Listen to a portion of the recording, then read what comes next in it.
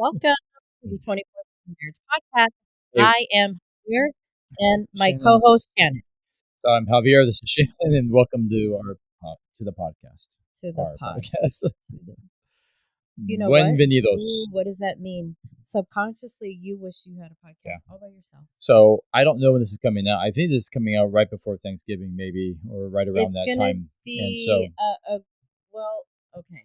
So this is an episode that you shouldn't listen to it with the kids in the car because we got to answer marriage questions and stuff like that. Oh, okay. But So if you're there might be some sexy questions. But then, if you're saying. in the car alone and you guys are headed somewhere for the holidays or to a party, this would be a great podcast to listen to. Yeah. So can I say something too? Because you can't. Giving Tuesday is coming up after Black Friday. I don't like Black Friday. This whole thing, to me, all the holidays or Christmas tends to be built on consumerism, and I'm not a fan of consumerism at all. And it gets to be about the gifts. It gets to be about what we're doing for other people. And we miss it. We miss it. I don't agree. You don't think it's about consumerism? People are up in arms about what they're buying, what they're getting, and the focus is on what we're getting and consuming things. That's how marketing works, Javi. Correct, but that's what the marketing? entire culture is driven by that. I know, as opposed but to, I am a person who loves to give gifts. And I'm not saying don't give a gift. I'm not saying don't give a I gift. know, I'm you're not telling you that. I'm saying there's the mentality of consumerism.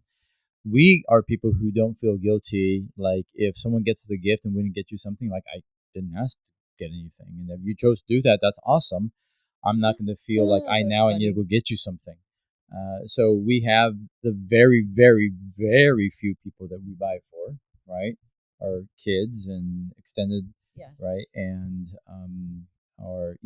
and even with our parents, just so you know, something very, very small. To make an announcement, because I've worked out with the 24/7 team that we work with, that we are having a Black Friday special. So sorry, Javier.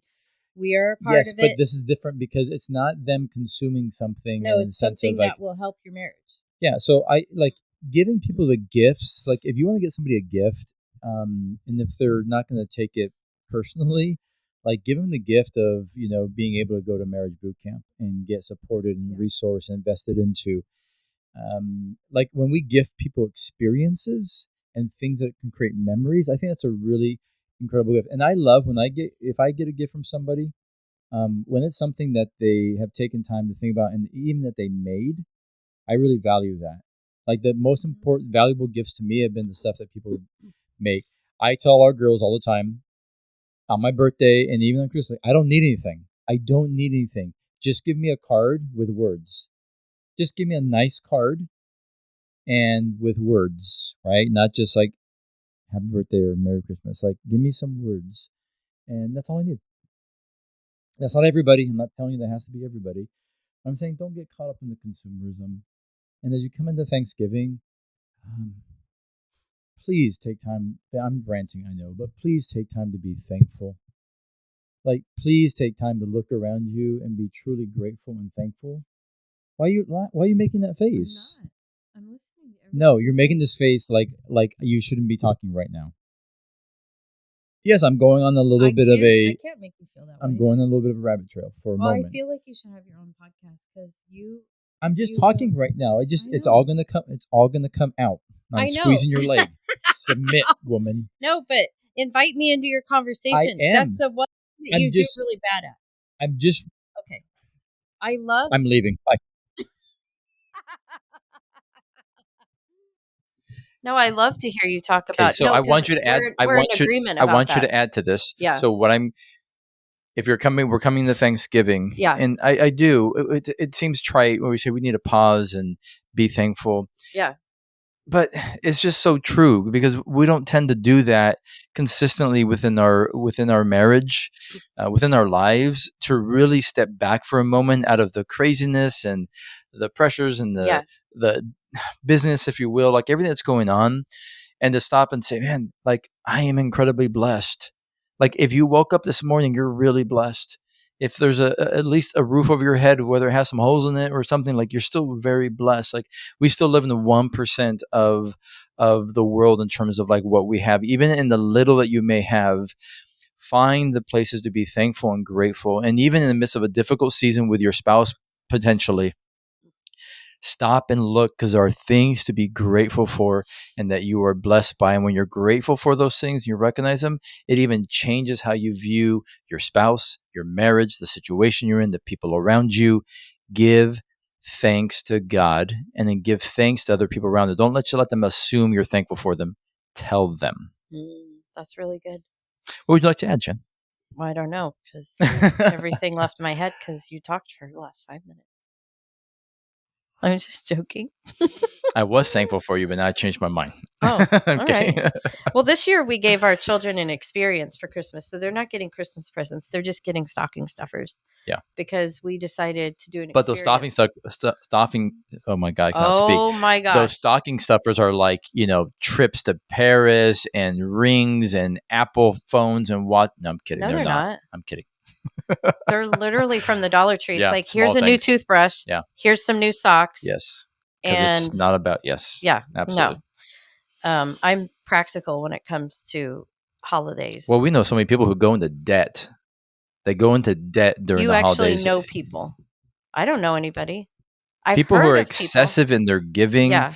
who, like, for them, there's so much weight they put into that, and what it means, to them. And I love people who love to give gifts. I love that and people who like to receive gifts. Nothing wrong with that.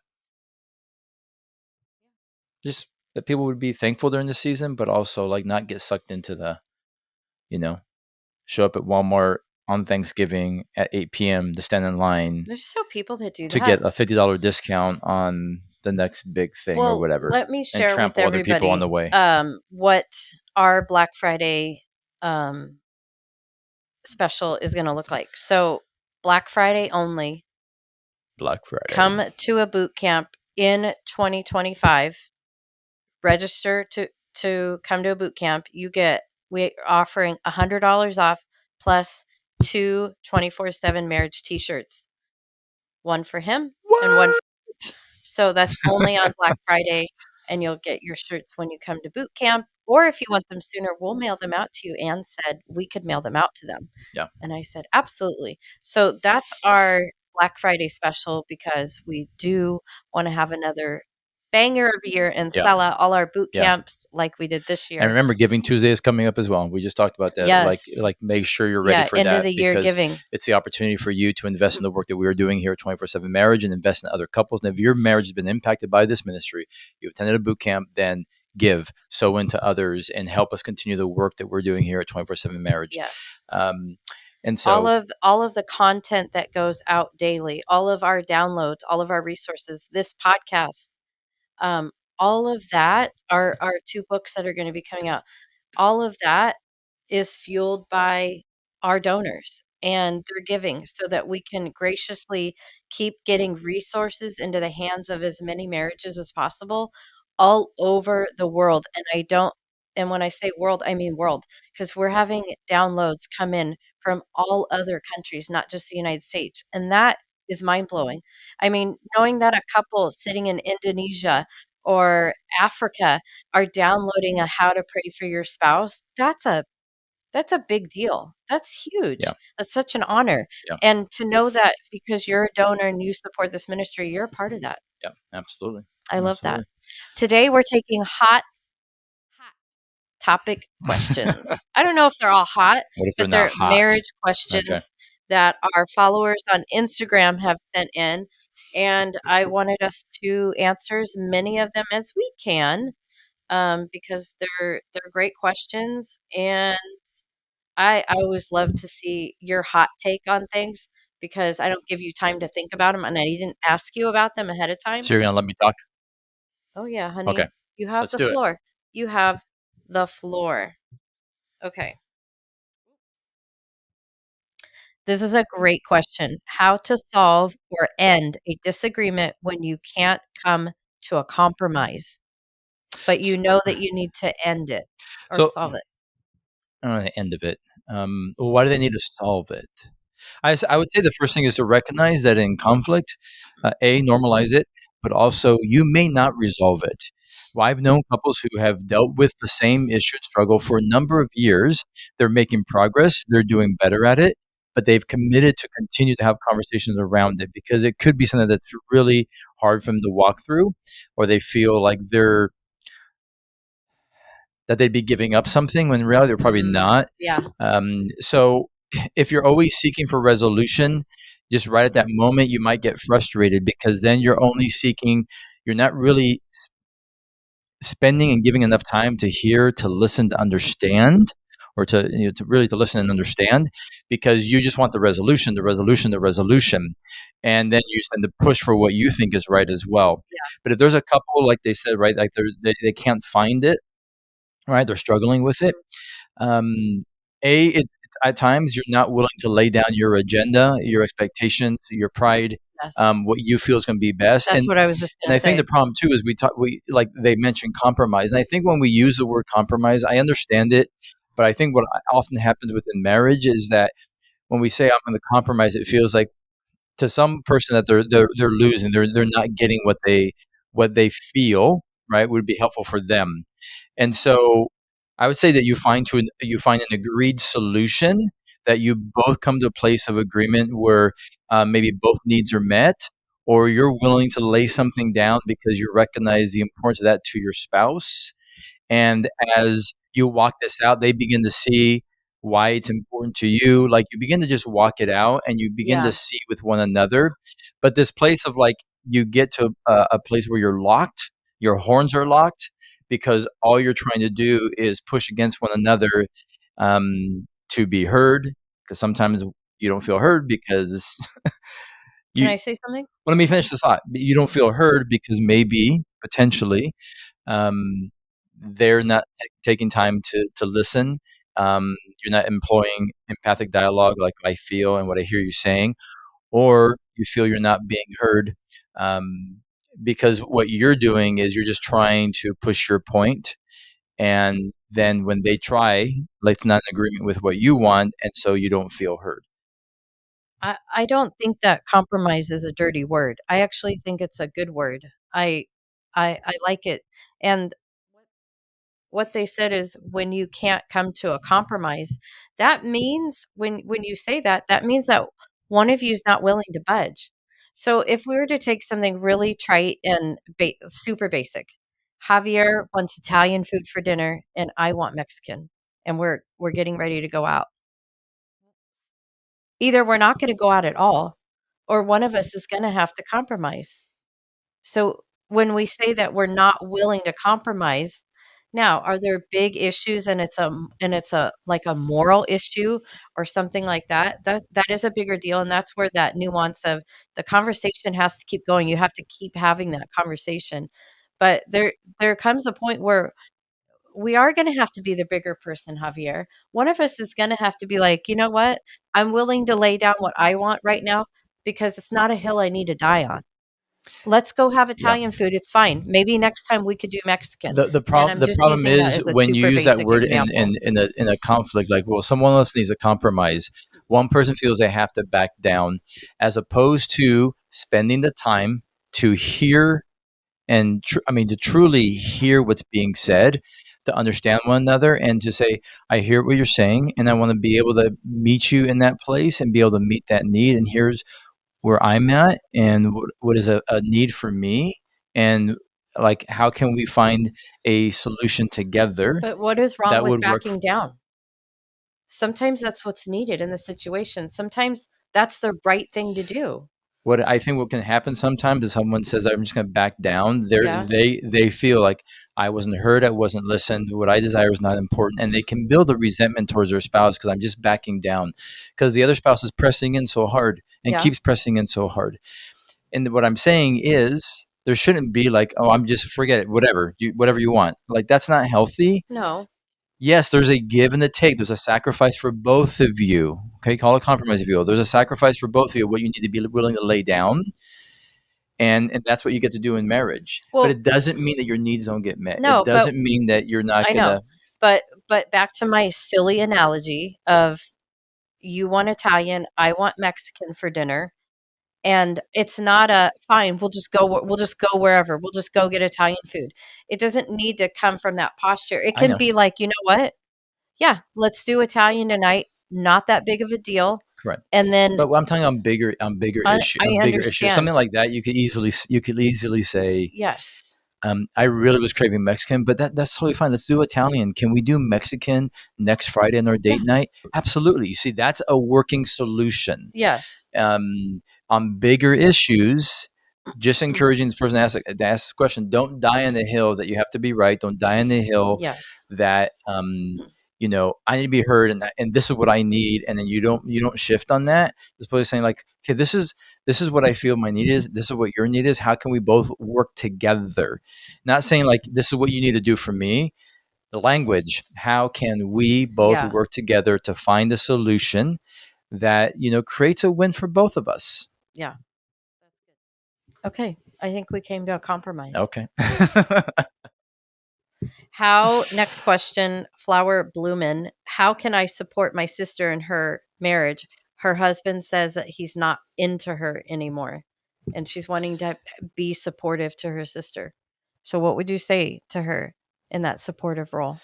Well, if your sister has invited you into that space, I think the most important thing you can do is sit and listen. And you may have to ask her, is this something you want help with in terms of Or do you navigating just want this? somebody to listen? Yeah, but the most important thing is that you're available, Yeah. that you listen.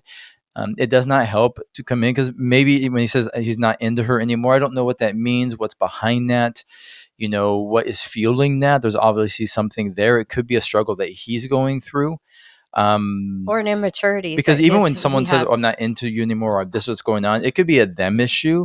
They're struggling with themselves. They don't feel they have what it takes. They don't feel like they're doing well, bringing this into marriage. They've hit some struggles at work, so then they don't feel they're doing good at home.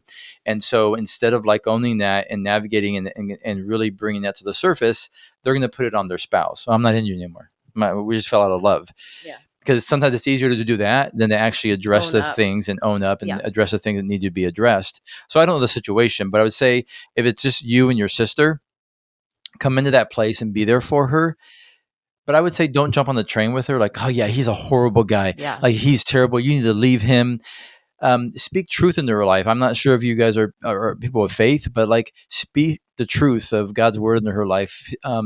Challenge her if it's something that needs a shift on her end. That maybe there's a certain behavior way that she's been. Maybe you have to challenge her on that. Yeah. I don't know the situation, but Yeah. walk alongside her, and then if you need to, then And I be think that truthful. it's safe to always err on the side of not giving too much advice, like just showing up and listening, being of sound mind, and like you said, not jumping on on her train of like yes, and him becoming the bad guy and everything like that. Like that's not what's best in that situation. Yeah. Knowing everything involved, but really being a listener and always pointing you back to your faith, always Yeah. pointing you to what is God asking me to do in this situation. Um, because that's what's going to be most helpful. And it's hard to know because we Yeah. don't know the other side of the And what story. most people need in situations like this, or in any situation where they're struggling through something, is not necessarily always that you have to come in and you have to have an answer. Just sit with people. Just sit and listen, be available. That is so healing and cathartic. I've sat with people who have lost loved ones, lost kids, and just the presence of a person sitting next to them is healing, is enough, and there's a safety in that. And then as they invite you in, then just show up, be present, be available, but also be truthful, especially if you have that relationship to do that. Yeah. All right. How am I doing? You're doing awesome. You're doing great too, Pookie. Thanks. All right. How do I overcome body image insecurities after having children? My shirt always stays on when we're intimate. So I'll answer this one. You The can shirt jump in. always stays on during intimacy. Yeah, because she's insecure about maybe she's had C-sections. You feel sorry for her. It's okay, Pookie. Well, listen, I am a girl who struggles with that too. Always have. 5'2" Irish, and Little bitty person. there's just when you gain weight, there's just not many places for it to go because it's so short. Had 3 pregnancies, 2 C-sections. I know about body image, and I have gone through the seasons of we can only do it when it's pitch black dark, um, different things like that. Sometimes I remember back many years ago, if Javier would touch a certain part of my body, and I'm just talking about like my lower stomach, like it's just my stomach, and I would pull away or cringe because that part is just like flabby skin now from a C-section or something like that. And you quickly start to judge your own self. You become judge and jury. And then what it does is it frames everything that happens in the bedroom in a very in a way that makes you on high alert to where you almost can't enjoy it because you're so concerned with I've got to be this way, and I got to make sure his hand doesn't go here, and I don't want him to feel that stretch mark, and this part hasn't changed yet, or I've gotten a little heavier, and it can be exhausting. Yeah. um I don't know your husband, and he's not here to defend himself, but I will let Javier speak to all the husbands. um But she's asking, how do you but overcome it? yeah, and that's hard because it is a very sensitive subject. And Why you cry, Pookie? So what would you tell her as your because wife that, I like, feel how to like I've overcome struggled that? that with that my whole life. How did you overcome I it? feel like I'm at a place now, maybe the last 10 years, that I've gotten to a place where I've learned to not care. And that learning was a long road. I wish that road was shorter, but I learned to not care because that's not what's most important. And what I've remember in this season is that my body, the body God created, and he only chose one species out of the male and female species to do this, is that I brought forth life. I brought 3 children into this world who are tiny image bearers of Christ. Yeah. And my body moved and shifted in such a way so that it could carry and protect life. My hips and our joints move in such a way to carry a 5 to 7 pound baby. I mean, talk about an intricate God who thinks through every detail of my body to be able to carry a body and then deliver Oh, that geez, body. scared me. It scared Yeah. you. And so I have to remember that's what my body was created to do. I also believe our body is a temple of the Holy Spirit, and it's important Yeah. what goes into our body and how we take care of Yeah. it. But I just want you to know that I feel you. You are not alone in that feeling, but it is a journey of how you will arrive if you keep doing the work Yeah. on loving who you are and the skin that you're in. Yeah. And part of it is in overcoming is, what are you comparing yourself to? Like, we live in a culture where you are Stop. where you are comparing. It's very easy. You compare yourself to others. You get on social media, you look at where others are at, your age, whatever it may be. They had 3 kids too, but look at them. Like, it doesn't. Everybody's wired differently. Their metabolism, their body structure, everything. So the comparison thing, like, so if that's an issue, get off of it. Stop comparing yourself. I would say also, like, if you haven't talked with your husband about it, like, be very clear with it. Like, I'm feeling insecure. This is how I'm feeling. This is how you can best help me. This is how you can encourage me.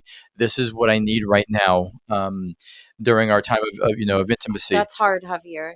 That's making us very vulnerable. I'm not saying it Yes, can't be done, I'm but not. for me to tell you my stomach feels flabby and I don't want you to touch it when we're being intimate.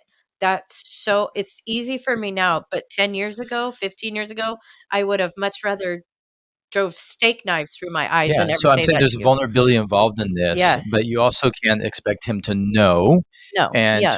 he's going to question, like, why is this struggle, like, and so maybe you have talked about it. Maybe he has encouraged you, and I hope that he has, because as a man, you need to walk with your wife and encourage them. And even if you're saying, like, no, you're beautiful, I love you, like, there's still this place where they still may carry that and have that insecurity, even with your words and even with your pursuit of them. This is something they have to navigate. So you have to ask them, like, how can I best help you in this season? What can I do to support you? Like, you need to be really clear with all of that, because you may think you're doing the right thing or saying the right thing. To them, they need something different. So yeah, but that's, I Yeah. think, hopefully that's helpful. Well, and what would you say to husbands who are judgmental of their wives after pregnancy?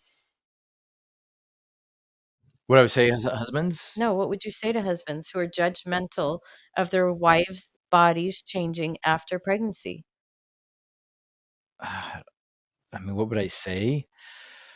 I probably wouldn't be nice. I mean, here, so Yeah, I here, know. I'm here it letting is. you unleash on There, them. there has to be a place, like, if one of you gains a lot of weight, right, in the marriage, whether it's after pregnancy or whether it's just, later on in life, whatever it may be.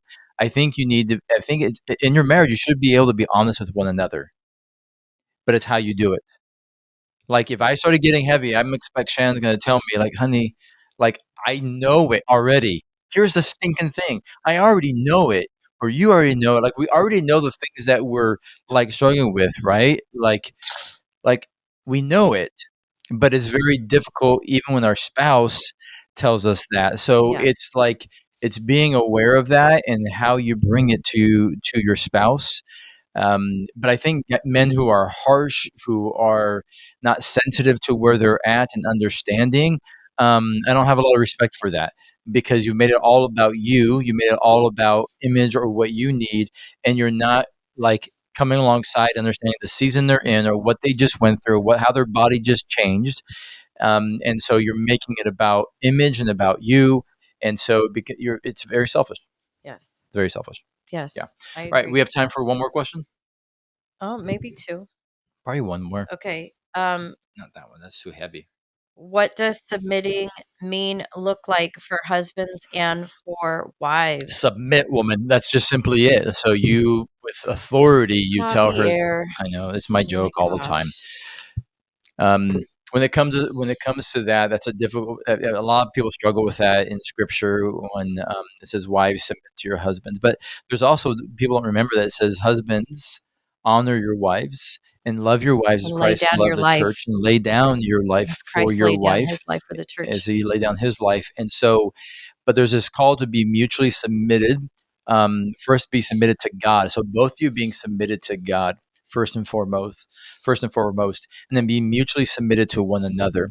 And this place of submission is not because I've told Shannon to be in a certain position, or I told her to walk behind me, or I told her that she doesn't have a voice, she Oh my can't speak. gosh. She desires, actually, to submission is this trust in me, that she trusts me in my leadership because she trusts my heart before God, Yes. because she sees me on my knees. She sees me trying to lead my family well, and prayer, and spiritually trying to lead. And that, again, is just like, she sees me reading scripture. She sees me going, to church and leading our family in that way. She has seen me, in the morning studying and praying. And times or seasons where that's tough for me, or I fall out of a rhythm, but she trusts my heart before God, and so she's willing to submit to that leadership, as Christ said, as the head of the household, to surrender herself to that.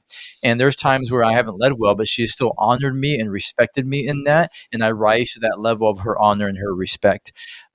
So that submission is not just this blind, do what I tell you, because if Yeah. you're that man, then that's domineering. And that shows that you're actually not submitted to God first and foremost, because then you wouldn't talk that way. You wouldn't demand that.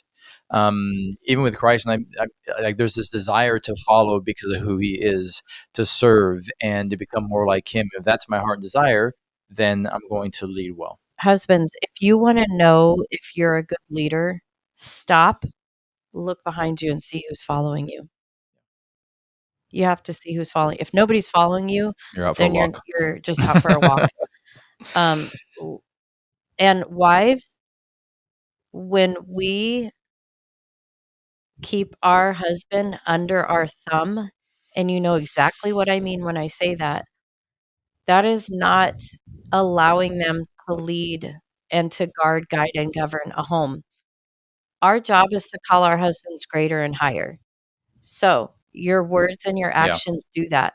So your husband, will make a mistake. I'm going to say it again in case the back row didn't hear me. Your husband will make a mistake. Shocker. He's going to mess up. He's not going to do it right. And you are going to make mistakes Yeah. and you are going to get things Yeah. wrong. Yeah. So it is important to not hammer that mistake over their head, but to say, honey, I love you. Maybe next time, let's talk about this. Let's come to a decision together. Yeah. Maybe I have insight you don't have, because guess what? I have many things Javier doesn't have and that he needs. Yeah. I have discernment. We have wisdom. We see things that maybe they don't see. So call your husband greater and higher, and they will soar and they will lead because they desire to want to lead and leap off from Yeah. that level Yeah. because they know that they have our support. Yeah. We are cheering for them. We are a part of the team. We see us as a team and not just this thing that we're trying to manage and squeeze into a hole that makes us feel better because we got all the control. Well, and it's also not about do what I say, domineering. Oh, no. It doesn't mean that you lose your voice, that you lose who you are. In no way. If I'm properly leading and submitted to Christ, right, first submitted to Him, then how I lead her is going to enable her to be fully who God's created her to be. I get to help her do that. And so it's not this domineering thing, but it's also she's not losing who she is. She's not like following behind me and waiting for permission. Like, we are both doing these things together, but she trusts that she is under, I'm under Christ, and she is under, my leadership as a head of a household, and she trusts that because of my heart after God. She trusts who I am. And some of you will be saying, yeah, but I don't trust my husband. He's not leading. There's this place that when you begin to surrender, you begin to trust and respect your husband, even in the moments when they're not doing so well. Find those moments where they are leading well, where they are doing things well, and praise them for that, and they will rise to that level, honestly. But also, like, you're still commanded to love your husband. You're still commanded to honor. You're still commanded to respect. And what that begins to shift and change is it changes your heart, and it can change them as well. It's when wives start saying, like, are you kidding me? Like, I'm not following you. Like, I'm not doing that. That was early on in our marriage. Like, no one was going to tell Shannon what to do. Like, that was right. What we talk about, the theme song to her life is like, Billy Joel. I don't care. I don't care what you say anymore. This is my life. Go ahead with your own life. Leave me alone. Leave me alone. And so I was leading well, but she had to surrender her heart to God, and she had to surrender and yield and get out of the way and trust what God was doing in her, what He was inviting her into, and then what we were going to be able to do together. Yeah. So, great question. Yeah, those are good questions. Good questions. Good topics. They weren't too hot, Shannon. They weren't too hot. No, we'll get some hotter ones next time. Remember, you can submit questions to info@247marriage. You can even leave a voice memo and send it, record it, and send it to info@247marriage.org, and we can use it on the podcast to answer your questions somewhat live. We've done live questions, and maybe we'll do more of that as we move ahead. Mm-hmm. But also remember, as we move forward, we've talked about it in the beginning, but it's going to be Giving Tuesday. We're a partner-supported ministry, so please give, donate, click the links below. Go to our website at 247marriage.org. Click on donate is another way to do it. Rate, review, share this podcast with others. So in the algorithm world and internets, like, they will be able to find us. What is this, Javi? Internets. They'd be able to find the resource and support they need. Yeah. Good. Happy Thanksgiving. Turkey Day. Yeah, because I think this is coming out. So happy Pookie, Thanksgiving. I'm thankful for you. I'm grateful for you, Pookie. And so spend time with your spouse. Look them in the eyes. Tell them how grateful you are for them. Look around you. Step back for a moment. See the blessing that you have in your children and your family and all that you have been given, and give thanks. And be present. Be available. Don't eat too much. Enjoy football. All the great things of Don't eat too the much. fall. Javi, that's And what so- Thanksgiving's for. Have a lot of apple pie. Always remember, in marriage, you don't have to. You get to. Have an incredible week, and we'll talk to you Happy soon. Thanksgiving. Bye. Thank you for listening to the 24/7 Marriage Podcast. Help us expand our reach by rating and leaving us a review on iTunes. Make sure to hit subscribe so you don't miss an episode. For more information on the work we do and how to support the 24/7 Marriage, head on over to 247marriage.org and click on Partner with Us. Until next week, remember, in marriage you don't have to, you get to.